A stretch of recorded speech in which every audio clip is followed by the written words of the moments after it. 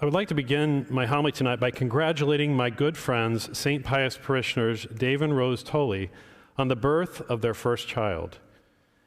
Henry was born on January 5th. Cindy and I are so excited for them as they begin their journey as parents. What an awesome gift from God for two awesome people. We have been and will continue to pray for them, and I ask that you do the same.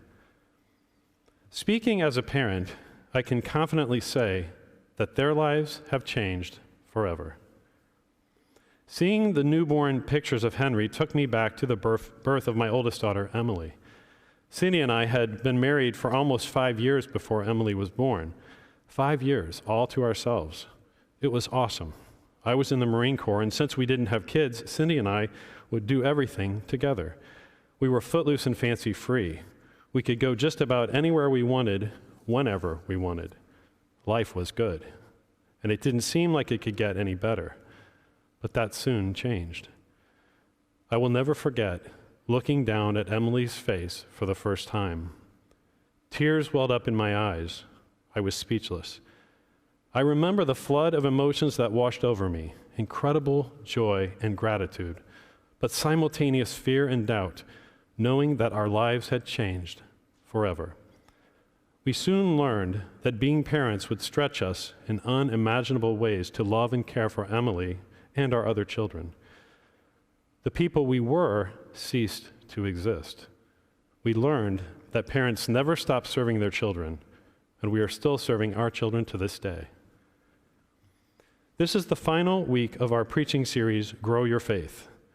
During this series, we have focused on ways that we can grow our faith during Lent in preparation for Easter. In the first 4 weeks, we looked at how daily habits, recognizing God in highs and lows, relevant teaching, and other people can help us to grow our faith. This week, I would like to focus on how service that stretches you, that changes you, gets you outside your comfort zone, can help to grow your faith. And today's gospel is a great place to start. Most of us have heard Jesus' words from today's gospel. Unless a grain of wheat falls to the ground and dies, it remains a single grain. But if it dies, it produces much fruit. It's not an accident that we read this gospel today, just a week before Palm Sunday, when we will recount Jesus' passion and death. Jesus is clearly talking about himself in today's gospel and the fact that he will need to die before he can be raised up in glory on Easter. But he is also talking to us. I've always wondered if what we heard in today's gospel is actually scientifically true. Does a seed actually die so a plant can grow? So I Googled it and found the website 2 Minute Theology by Alex. This is what Alex had to say. For the longest time, I drew issue with this language that a seed would need to die in order to become a plant, mostly because in my mind, a seed doesn't die when it becomes a plant. Quite the opposite. In fact, a seed is full of the potential of life as it becomes a plant. The problem, though, was with how I viewed the process.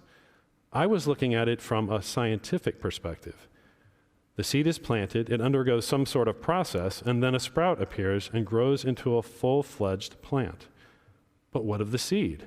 Can you dig up the plant and find its seed down at the bottom with planty bits growing from its insides? No. It's essentially died to itself. It ceases to be a seed in order that the plant can live. It can no longer find its identity in that of its old self, a seed. And in this way, it has died. It has ceased to exist as its original self. It's become something far different and lives a new kind of life. From the potential of life that is contained within the seed comes a new life, capable of producing fruit. Like the seed in today's gospel, our lives are filled with many deaths and rebirths. And with each rebirth, we are given a new opportunity to serve others. Many of these opportunities come at natural transition points in our lives. When we get married, our life as a single person dies.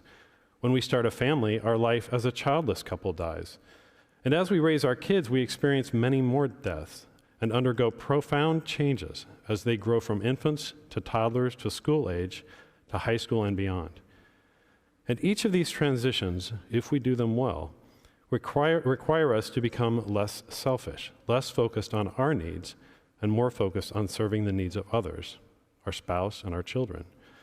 We essentially live to serve them and to help them grow into loving and faith-filled people. In each case, these deaths happen whether we are ready or not. And when they do happen, whatever we have known and been accustomed to dies. And just like the seed in the gospel, our old self disappears and we change into something new and different. And in the process, our faith grows. Besides parenthood, we also experience many other opportunities to stretch ourselves outside our comfort zones to serve others. These experiences can change us just as profoundly. I've been asked many times since my ordination, what did deacons do?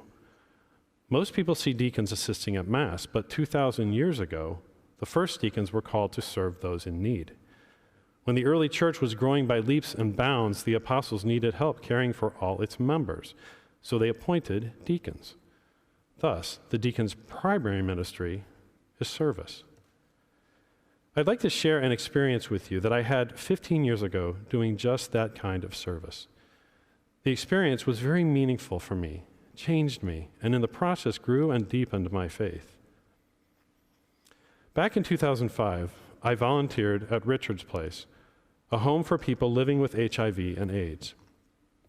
Here's a short excerpt from a reflection I wrote the day after one of my volunteer experiences. On Wednesday, I spent time with Ty. Ty is dying. He's blind, and his whole left side is paralyzed.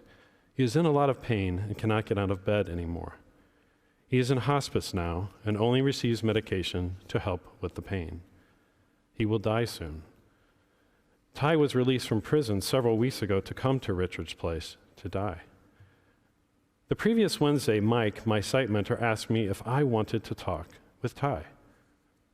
Surprisingly, the invitation caught me by surprise, even though I came to Richard's Place as part of my Deacon formation program for exactly that reason, to be with people living with and dying from AIDS. But now that it was real, I realized that I had never really thought about what it would be like to have such a raw experience, to meet and talk with someone dying of AIDS. I felt like I was not prepared to support Ty, to answer his questions, to be there for him, to be with him as he approached the end of his life. I prayed a lot that week, asking God for courage and wisdom. And when I arrived that Wednesday, I told Mike that I would like to talk with Ty. When I walked into the room, I saw Ty lying on a hospital bed. We made small talk at first. Then he asked me about my job and my deacon program. And then he asked me if I believe in life after death. I responded yes, and asked him the same question. He answered yes, but added that he had done very bad things during his life, and asked me if I thought he could still go to heaven. I told him that God is merciful and forgives even the most serious of sins. At that moment, Mike walked in to bring Ty his medication and silently signaled to me that it was time for me to go. I told Ty I had to leave and asked him if he would like me to come to talk with him again. Ty said yes. Ty died a few days later, and I did not get another chance to talk with Ty. My experience with Ty was profound and life-changing. To this day, the image of Ty's room are as vivid in my mind as that night back in 2005 at Richard's Place. As I think back on the experience, I realize that on that night, I was God's ears, listening to Ty's regrets, and I was God's voice, assuring Ty of God's mercy and forgiveness. But this could only happen because I was willing to make space for God by emptying myself, letting a part of me die, like the seed in today's gospel, so that God could fill that empty space and in the process grow my faith. Whether you are a parent, or whether you have volunteered at a homeless shelter, Habitat for Humanity, or at a place like Richard's Place, you have probably experienced how service can and does change you, and how in the process the experience can help to grow your faith, just like the grain of wheat Jesus refers to in today's gospel. This is such a wonderful message as we began the last week of Lent before Palm Sunday and the beginning of Holy Week. As Lent comes to an end, this is a perfect time for us to really stretch ourselves to serve others in a way that can allow God to change us and to grow our faith. There are many ways to experience this type of life-changing service that do not require you to meet someone who is dying of AIDS, like I did. You just need to think about the people and situations in your life that you shy away from, or situations that you feel a bit unprepared for, like listening to a friend struggling with sadness or stuck in grief, where your patience may be wearing out. Or maybe you have a relative with dementia and don't want to keep having the same awkward conversations with them over and over again. Or maybe you are avoiding someone with an addiction because you don't want to get pulled into the messiness and drama that it has created. We all probably have someone in our lives in one of these or a similar situation. In each case, we have the opportunity to be like the seed that dies in order to produce more fruit, if we are willing to let God stretch us into service.